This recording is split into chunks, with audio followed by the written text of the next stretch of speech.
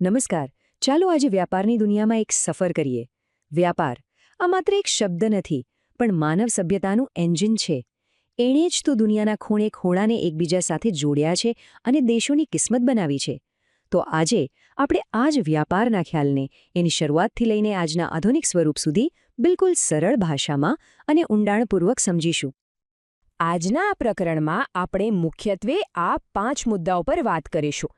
પહેલાં તો એ સમજીશું કે વ્યાપાર એટલે શું, પછી એના ઇતિહાસમાં ડોકિયું કરીશું, ખાસ કરીને ભારતની વ્યાપાર યાત્રા કેવી રહી એ જોઈશું, આજના ગ્લોબલ માર્કેટમાં આપણું સ્થાન ક્યાં છે એ તપાસીશું અને છેલ્લે વ્યાપારને પ્રોત્સાહન આપવા માટેના જે આધુનિક રસ્તાઓ છે એના પર એક નજર નાખીશું.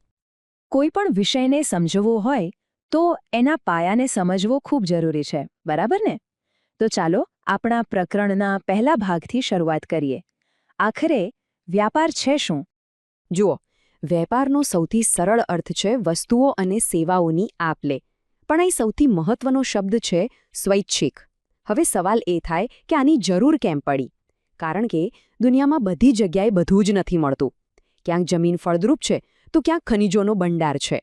કોઈ દેશ ટેકનોલોજીમાં આગળ છે તો કોઈ દેશ કારીગરીમાં. બસ આ જ વિવિધતા વેપારને જન્મ આપે છે, જ્યાં દરેક પોતાની પાસે જે વધારે છે એ બીજાને આપે છે અને પોતાની જરૂરિયાતની વસ્તુ સામે લે છે. સારું, હવે વ્યાપારના 2 મુખ્ય પ્રકારો છે અને એને સમજવા ખૂબ જરૂરી છે.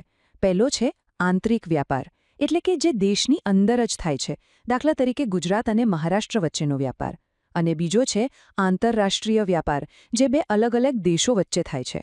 આ બંને વચ્ચેનો તફાવત જાણવો એટલા માટે જરૂરી છે કારણ કે બંનેના નિયમો અને કાયદા સાવ અલગ હોય છે. આપણે આ પ્રકરણમાં મુખ્યત્વે આંતરરાષ્ટ્રીય વ્યાપાર પર જ ધ્યાન કેન્દ્રિત કરવાના છીએ. વેપાર કોઈ આજકાલની વાત નથી. એના મૂળ તો માનવ સભ્યતા જેટલા જ જૂના છે.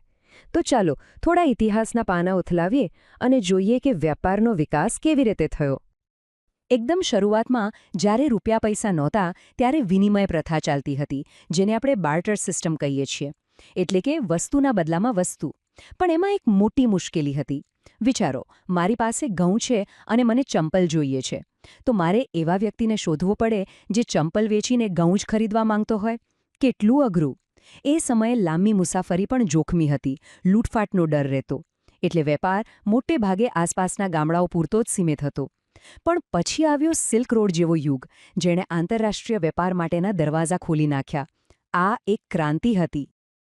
તમને જાણીને નવાઈ લાગશે, પણ આ બાર્ટર સિસ્ટમ આજે પણ જીવંત છે.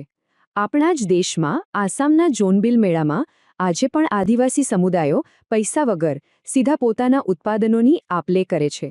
આ ફક્ત એક વ્યાપાર નથી, પણ એમની સંસ્કૃતિ અને પરંપરાને જીવંત રાખવાનો એક અતૂટ હિસ્સો છે. આ જે સિલ્ક રોડ તમે જોઈ રહ્યા છો એ માત્ર માલસામાનની હેરફેરનો રસ્તો નહોતો. એ તો વિચારો, જ્ઞાન અને સંસ્કૃતિનો મહામાર્ગ હતો.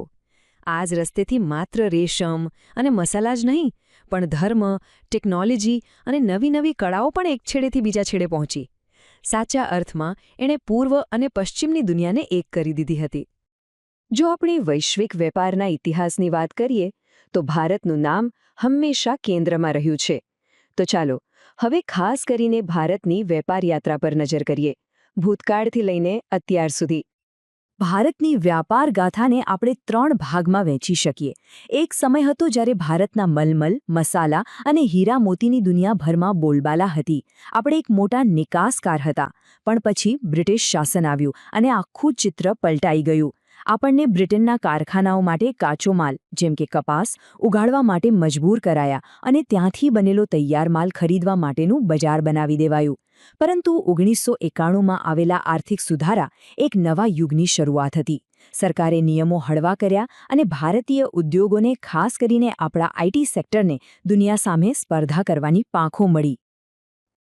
फ्रेंड्स, इस वीडियो को पूरा देखने के लिए आज ही फ्लेक्सी टीचर ऐप सब्सक्राइब करें, जहां आपको मिलेंगे animated videos, digital books, text book solutions, notes, DPP और क्विज. और हाँ, flexi teacher app mobile, TV और कंप्यूटर पर अवेलेबल है. और अगर आपके पास इंटरनेट नहीं है तो तुरंत ऑफलाइन सेट टॉप बॉक्स के लिए संपर्क करें. Flexi teacher, the one you needed.